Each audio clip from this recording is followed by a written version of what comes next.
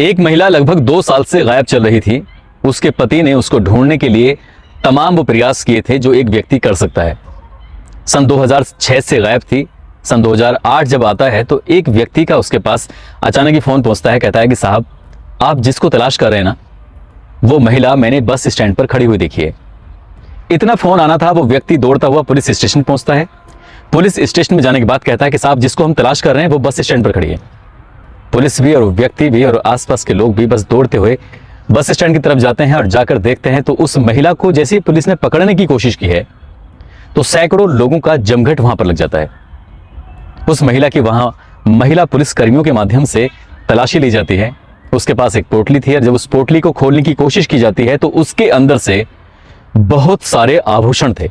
सोने चांदी के जेवरात देखने के बाद पुलिस की आंखें खुली की खुली रह जाती हैं। मगर ये एक छोटी सी बात थी, ये आभूषण वाकई छोटी सी बात थी। जो बात उस महिला के पीछे, जो उसकी हिस्ट्री में छुपा हुआ था, उस हिस्ट्री को जब खंगालने की कोशिश की गई, इतिहास के आईने में जब झांकने की कोशिश की जाती है तो वाकई चौंकाने वाली बातें सामने आती हैं। और ऐसी बातें कि शायद ही दुनिया का कोई ऐसा मुल्क होगा जो उस महिला को उसके नाम से नहीं जानता होगा। हॉलीवुड से लेकर बॉलीवुड, ऐसी कौन सा प्लेटफॉर्म है जहां पर उस महिला पर ना नाटक बना हो और ना फिल्म बनी हो। आज उस महिला को पूरी दुनिया साइनाइड मल्लिका के नाम से जानता है। साइनाइड मल्लिका इतने अपने आप में इतनी खतरनाक महिला है, इतनी खौफनाक महिला है, इसका किस्सा आपको हैरत में डाल सकता है, आपको परेशान कर सकता है। आदाब, नमस्कार, सत श्री अकाल। मैं उस्मान सैफी। आज की जो सच्ची घटना मैं आपको सुनाने जा रहा हूं, ये सच्ची घटना है कर्नाटक प्रदेश का एक जिला लगता है कोलाड। बात है सन 2006 की। एक महिला जिसका नाम रेणुका, उम्र लगभग 30 साल के आसपास, वो अचानक ही लापता हो जाती है, गायब हो जाती है। पति उसका कहीं बाहर रहता था और जब पति को ये पता चलता है कि उसकी पत्नी रेणुका गायब हो चुकी है तो अपनी पत्नी की गुमशुदगी दर्ज कराने के लिए वो सीधा पहुंच जाता है थाने में जाकर गुमशुदगी दर्ज कराता है। पुलिस से कहता है कि साहब, मेरी पत्नी को तलाश कर दीजिए। शुरुआत में लग रहा था कि ये व्यक्ति जो अपनी पत्नी को तलाश करने की कोशिश कर रहा है, हो सकता है कि इसके पीछे कुछ ना कुछ ऐसी बात हो सकता है कि इसने ही इसको गायब किया हो। पुलिस ने अपने लेवल से तमाम कोशिशें की थी, तमाम प्रयास किए थे, मगर उस महिला का, उसकी पत्नी का कहीं भी कोई पता नहीं चल पा रहा था। आखिरकार पुलिस ने अपने मुखबिर लगाए। जब मुखबिर पुलिस लगाती है तो उस महिला को एक अन्य महिला के साथ जब देखा जाता है मंदिर के आसपास, तो यहीं से पुलिस की जांच शुरू होती है। और एक जिस व्यक्ति ने उस महिला के साथ उस महिला को देखा था, तो दूसरी महिला का एक स्केच तैयार किया जाता है। स्केच तैयार कराने के बाद उस स्केच को जगह जगह, अलग अलग पुलिस स्टेशन में, अलग अलग जिलों में, अलग अलग लोगों को, बाजार से लेकर हर जगह पर दिखाया जाता है। क्या आपने इस महिला को देखा है? सभी लोग इसी तरह से पूछते रहते हैं, प्रशासनिक अधिकारी पूछते हैं। प्रशासन और पुलिस थक जाती है, बैठ जाती है, मगर जिसकी पत्नी गायब थी वो नहीं थका था। अपनी पत्नी को तलाश करने के लिए उसी स्केच को लेकर जगह जगह जाता रहता है, घूमता रहता है, लोगों को अपने कार्ड देता है कि साहब, यदि आपने कभी भी इस महिला को देखा हो या कभी देखें तो मुझे इस नंबर पर फोन कर देना। और वो दिन आता है सन 2008 में। आखिरकार उस महिला को बस स्टैंड के किनारे देखा गया था। बस स्टैंड के पास खड़ी हुई थी। तभी वहां से एक व्यक्ति उसी नंबर पर, उसी कार्ड पर देखते ही फोन करता है कि साहब, आपको जिस महिला की तलाश है, दरअसल वो महिला मेरे पास में खड़ी हुई है, जल्दी से आप आ जाइए। कोलाड जिले के बस स्टैंड पर जो महिला मिलती है, उसके बाद वो व्यक्ति दौड़ता हुआ पुलिस स्टेशन पहुंचता है और वहां से पुलिस को साथ लेकर उस महिला को अपने साथ लेके आता है। जब उस महिला के पास पहुंचते हैं, नाम पूछा जाता है तो कहती है, मेरा नाम है केडी केम्पमा। केडी केम्पमा, लगभग उम्र उसकी 45 साल के आसपास। उसके पास एक पोटली थी, उस पोटली के अंदर जेवरात भरे हुए थे। जेवरात सामान्य से कहीं ज्यादा थे। एक सामान्य महिला के पास बहुत सारे जेवरात मिल जाएं तो सोचने वाली बात है। तलाश कर रहे थे रेणुका को, मिलते हैं जेवरात।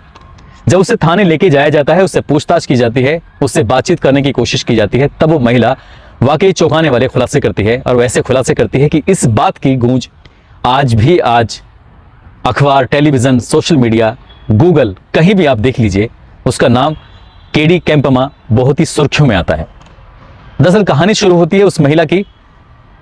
वो एक गरीब परिवार में थी, किसान की बेटी, और वो गरीब होने के साथ साथ सपने देखती थी कुछ बड़ा बनने के। उसकी चाहत थी कि उसके पास घर हो, गाड़ी हो, बंगला हो, उसके पास बहुत सारी सुख सुविधाएं हो, वो महंगे जेवरात पहने। इस तरह से वो चाहती थी, लेकिन चाहत हर किसी की पूरी हो जाए ऐसा पॉसिबल नहीं है। धीरे धीरे उम्र बढ़ती है। जब वो 17-18 साल की होती है तो उसके पिताजी उसकी शादी कर देते हैं एक दर्जी के साथ। यानी कि अभी भी गरीबी में थी, थोड़ी बहुत ससुराल की हालत अच्छी थी, लेकिन उतनी भी अच्छी नहीं थी जितनी अच्छी वो चाहती थी कि उसका पति लखपति या करोड़पति मिले। तो उसकी जो ख्वाहिशें हैं, जो उसकी खूबसूरत बनने की ख्वाहिशें हैं, वो अच्छी साड़ी पहने, अच्छी ज़ेवरात पहने, वो पूरी हो जाएं। वहाँ जाने के बाद ऐसा कुछ था नहीं। पति पत्नी साथ रहते थे और एक बच्चा पैदा हो जाता है, उसके बाद फिर दूसरा बच्चा पैदा होता है, उसके बाद तीसरा बच्चा पैदा होता है। 3 जब बच्चे पैदा हो जाते हैं तो वो सोच में पड़ जाती है कि जैसी जिंदगी माँ बाप के घर में कट गई सामान्य रूप से, शायद पति के यहाँ भी ऐसे ही कट जाएगी। इसलिए उस महिला ने चिट फंड का काम शुरू कर दिया। और चिट एंड फंड का जब काम शुरू करती है तो उसमें लोगों से पैसे ले लेकर कुछ पैसे लगाती है और उससे नया बिजनेस शुरू करती है। लेकिन वो बिजनेस सफल नहीं हो पाया और बिजनेस डूब जाता है। अब ये महिला परेशान हो जाती है, आखिर करे तो क्या करे। लोग इसके पीछे पड़ जाते हैं, कहाँ जाए, किससे मिले। वो पैसे मांगते थे तो इसलिए उसने अब ये काम छोड़ने के बाद दूसरा काम शुरू कर दिया। वो घर घर जाकर झाड़ू पोंछे का काम करती थी, घर घर जाकर बर्तन साफ करती थी, बच्चों को खिलाया करती थी। और ऐसे ही उसका टाइम चलने लगता है। इसी बीच बात है 1997 की। 1997 को एक दिन एक सुनार के घर में वो मौजूद थी और सुनार के घर में कुछ सफेद सा पाउडर रखा हुआ था। जब घर की सफाई कर रही थी तो सफाई करते करते उसने उस पाउडर को जैसे ही अपनी उंगली की चुटकी पर रखा और जीभ पर रखने वाली थी तो पीछे से सुनार बहुत तेजी के साथ चिल्लाया और दौड़ता हुआ उसके पास जाता है, उसके हाथ मारता है। यानी कि मुंह पे जैसे वो आने वाला था तो उसने हाथ मारा, वो पीछे हो जाता है। कहा कि तुम पागल हो चुकी हो, जानती हो क्या है? उसने कहा मुझे नहीं पता क्या है, मैं तो बुरा समझ रही थी। बोले ये बुरा नहीं है, ये पोटेशियम साइनाइड है, इसको जीभ पे रखते ही तुम्हारी मौत हो जाती। जब ये बात सुनती है तो वो बड़ा उससे आश्चर्य होता है कि ऐसी भी कोई दुनिया में कीटनाशक है, ऐसा भी कोई केमिकल है जिसको जीभ पे रखते ही आदमी मर जाएगा? वो कहता हाँ बिल्कुल सच बात है, ये ऐसा ही है, इसको कभी भी इसे हाथ मत लगाना, इसको छूना मत, ऐसे जीभ के पास तो बिल्कुल भी मत लेके आना। मगर उसके दिमाग में कुछ था, उसने अपने दिमाग में इसको स्टोर करके रख लिया। और एक दिन उसका मालिक घर पर नहीं था, घर में कुछ जेवरात रखे हुए थे और जेवरात को समेटने की कोशिश ही कर रही थी। अचानक से मालिक आ जाता है और मालिक उसको जेवरात को समेटते हुए देख लेता है। वो तुरंत 100 नंबर पुलिस को फोन करता है, पुलिस आती है, उस महिला को हिरासत में लेकर सीधा जेल भेज देती है। मामला कोर्ट तक पहुंचता है और कोर्ट उसको 1 साल की सजा सुनाता है। जब 1 साल की सजा सुनाता है तो वो कोर्ट में जेल में चली जाती है और जेल से जब लगभग 1 साल के बाद वापस आती है, अपने पति के पास पहुंचती है, अपने बच्चों के पास पहुंचती है तो उसको जो पति है उसको घर में नहीं घुसने देता। कहता है कि मुझे ऐसी चोरनी महिला की, चोरनी पत्नी की बिल्कुल भी जरूरत नहीं है। तुम्हारा साया भी अगर बच्चों पर पड़ेगा तो बच्चों पर गलत असर जाएगा, इसलिए मैं तुम्हें अपने घर में बिल्कुल भी जगह नहीं दे सकता। उसे वो अपने घर से निकाल देता है, लेकिन बच्चों की बहुत अच्छे से परवरिश करता है, कुछ बनाने की ख्वाहिश रखता है। पत्नी यहाँ से छोड़ छाड़ के सब कुछ अब चली जाती है बेंगलोर में। और बेंगलोर में जाने के बाद आज उसके पास कुछ नहीं था, भूखे पेट प्यासी, जाए तो कहाँ जाए, क्या करे क्या खाए। अचानक ही वो हार थक के एक मंदिर के किनारे जाकर बैठ जाती है और मंदिर में लोग जो पूजा पाठ करने के लिए आते हैं तो घर से कुछ ना कुछ खाने पीने के सामान, फल फ्रूट्स वगैरह लेके आते हैं।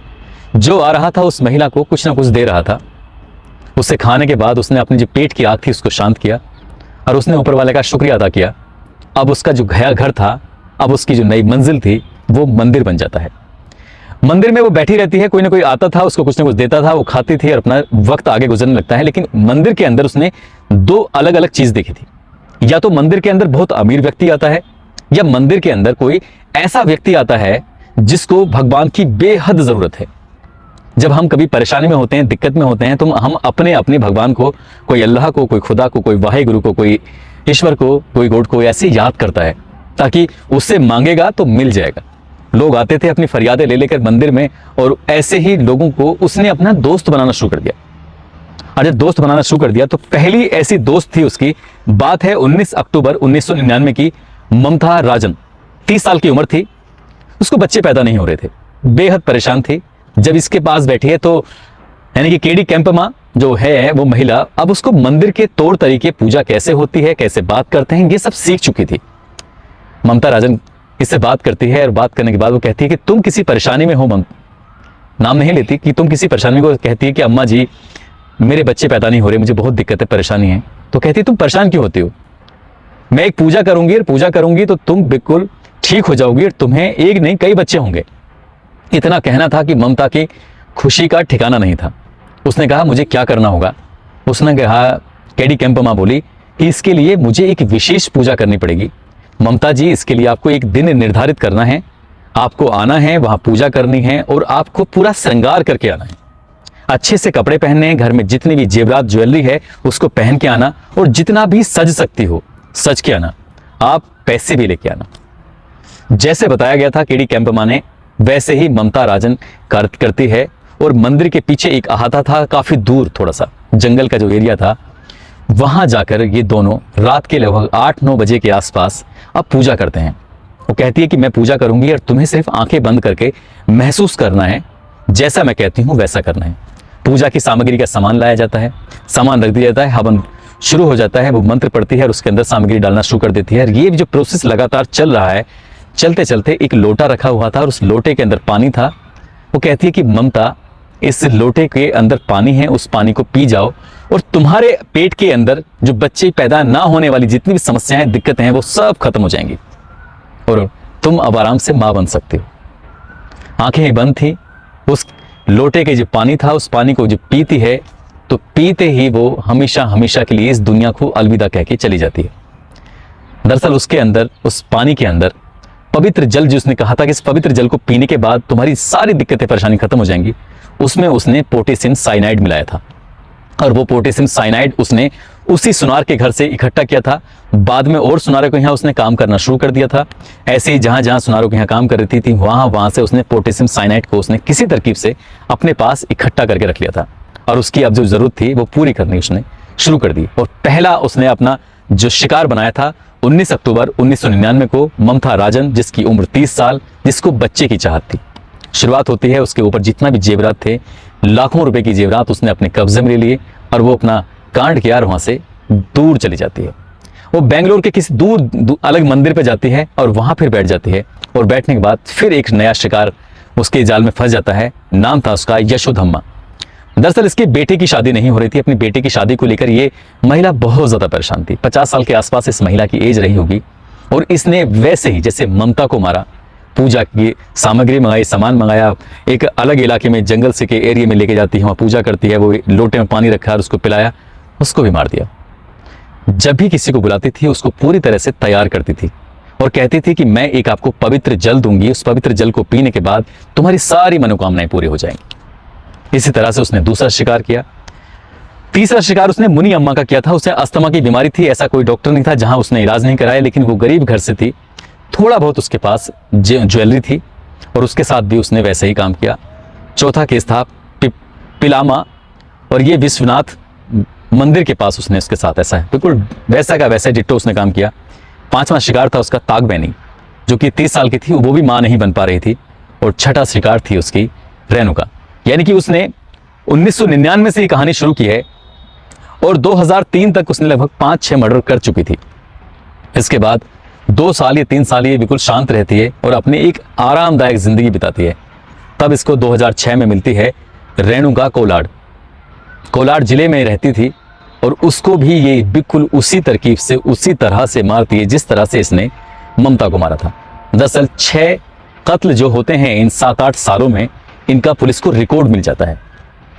लेकिन इस बीच में बेंगलोर में, उसके आसपास के जिलों में और बहुत सारी जगहों पर ऐसे ही महिलाओं को मारा गया था। कुछ महिलाओं की शिनाख्त नहीं हो पाई थी, इसलिए कुछ महिलाओं को ऐसे ही अज्ञात में उनको किसी को दफन कर दिया गया, किसी को उसको सुपर्द खाक या फिर अंतिम संस्कार कर दिया गया। इस महिला से पूछने पर ही पता चलता है कि लगभग 20 से ज्यादा इसने इसी तरह से महिलाओं के कत्ल कर दिए थे। लेकिन जब बात पुलिस इस मामले की जांच करती है, पड़ताल करती है, तो पड़ताल करने के बाद महज 6 महिलाओं के ही कत्ल के सबूत जुटा पाती है, वो भी पर्याप्त रूप में नहीं जुटा पाती। मामला जब अदालत पहुंचता है तो पहले ही मामले में इसको फांसी की सजा सुनाई जाती है। कर्नाटक प्रदेश का यह पहला ऐसा मामला था जब किसी महिला को उसमें दोष सिद्ध होता है और सिद्ध होने के बाद उसको फांसी की सजा सुनाई जाती है। दूसरा केस होता है, दूसरे में भी फांसी की सजा होती है। तीसरा होता है, तीसरे में भी फांसी की सजा होती है। इस तरह से लगातार इस पर फांसी की सजा का हुक्म सुना जाता है, लेकिन तारीख मुकर्रर नहीं की जाती कि आखिरकार इसको किस दिन फांसी के फंदे पर लटकाया जाएगा। मामला यहां से फिर हाईकोर्ट पहुंचता है और हाईकोर्ट पहुंचने के बाद जब इसके मामले की पुनः सुनवाई की जाती है, एक एक सबूत जुटाने की कोशिश की जाती है, तब जज साहब कहते हैं कि पुलिस ने अपने इस मामले में बढ़िया से काम नहीं किया है, इसलिए हम इस महिला को फांसी पर नहीं चढ़ा सकते, बल्कि इसकी फांसियों को हम उम्र कैद में तब्दील कर देते हैं।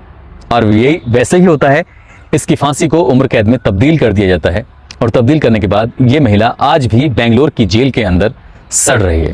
सन 2022 आ चुका है, लेकिन जब धीरे धीरे लगातार इसका वक्त आगे बढ़ता चला जाता है, तब ये महिला एक बार फिर से सुर्खियों में आ जाती है। सुर्खियों में आने की जो वजह थी वो बात कुछ इस तरह से थी कि तमिलनाडु की पूर्व मुख्यमंत्री जयललिता, उनकी राजनीतिक सहयोगी रही थी शशिकला, जिन पर संपत्ति से जुड़े मामलों में कुछ घोटाले वगैरह पाए गए थे। उनको गिरफ्तार करके एक जेल है कर्नाटक की परापान अग्रहारा, उस जेल में रखा गया था। और शशिकला को जिस जेल के अंदर रखा था, जिस बैरक के अंदर रखा गया था, उसी बैरक के अंदर इस केडी केम्पमा को भी रखा गया था। जब केडी केम्पमा के बारे में लगातार अखबारों में, सोशल मीडिया पर, टेलीविजन पर जब खबरें लगातार चल रही थी, तो चलते चलते इस महिला का नाम केडी केम्पमा की जगह रखा जाता है मल्लिका साइनाइड मल्लिका रखा जाता है इसका नाम। और ये इतना मशहूर हो जाता है कि अगर आप गूगल पे मल्लिका साइनाइड सर्च करेंगे तो इससे संबंधित आपको बहुत सारी जानकारियां, बहुत सारी फिल्में, बहुत सारे नाटक आपको मिल जाएंगे। ये वाकई हैरान करने वाली कहानी है। जब शशिकला के बैरक में पहुंचती है, शशिकला से बातचीत करती हैं, तो शशिकला बताती हैं कि मैं जयललिता यानी कि तमिलनाडु की पूर्व मुख्यमंत्री, उनकी राजनीतिक सलाहकार रही हूँ और मुझ पर ये आरोप लगा था और ये दोष सिद्ध हुआ है, इसकी वजह से मुझे जेल में आना पड़ा। तो केडी केम्पमा ने उससे दोस्ती कर ली, वैसे ही दोस्ती जैसे ममता राजन से की थी। वैसी जब दोस्ती करती है तो जेल प्रशासन अलर्ट होता है। उन्हें लगता है कि कहीं ना कहीं शशिकला की जान को खतरा है, हो सकता है कि यहाँ उसकी मौत हो जाए या उसको मार दिया जाए शशिकला को। पुलिस प्रशासन ने रातों रात ही केडी केम्पमा को उस जेल से उठाकर किसी और जेल में भेज दिया। फिलहाल वो कौन सी जेल में है इसका पता नहीं है, लेकिन वाकई ये बहुत ही डेंजर महिला है, खौफनाक महिला है। इसके बारे में अगर आप सुनेंगे, सुना तो है ही मैंने जो आपको बताया है, तो वाकई हैरान करने वाली बात है। दोस्तों, इस कहानी को, इस किस्से को सुनाने का उद्देश्य किसी को परेशान करना नहीं है, किसी का दिल दुखाना नहीं है, बल्कि आपको जागरूक करना है, आपको सचेत करना है कि आप यदि मंदिर, मस्जिद, गुरुद्वारा, चर्च, किसी भी ऐसे धार्मिक स्थल पर जाते हैं तो सीधा कॉन्टेक्ट अपने भगवान से करिए। किसी बीच में मैनेजर से मिलने की जरूरत नहीं है। ये मैनेजर बन के जिस तरह से महिलाओं से मिलती थी, उनका कत्ल कर दिया करती थी, इस तरह से आप भी, हो सकता है कत्ल ना हो तो ठगी का शिकार तो हो ही सकते हैं। इसलिए किसी के बहकावे में ना आए और अपने भगवान से, अपने खुदा से, अपने अल्लाह से, अपने वाहिगुरु से हाथ जोड़कर, जैसे भी आप, जो भी तरीका आपके मांगने का होता है उससे सीधे मांगिए, किसी के बहकावे में ना आए, और जो भी मनोकामनाएं ऊपर वाला आपकी पूरी कर देगा। अगर ऐसे लोगों के चक्कर में आएंगे तो आपके साथ कोई भी ऐसी अनहोनी घटना घट सकती है। इसीलिए मैंने आपको ये कहानी सुनाई है, ताकि आप ऐसे ठगों से, ऐसे लोगों से दूर रहें, ऐसी मल्लिका साइनाइड से दूर रहें, साइनाइड मल्लिका से दूर रहें। अपना ख्याल रखें, सुरक्षित रहें। जय हिंद, जय भारत।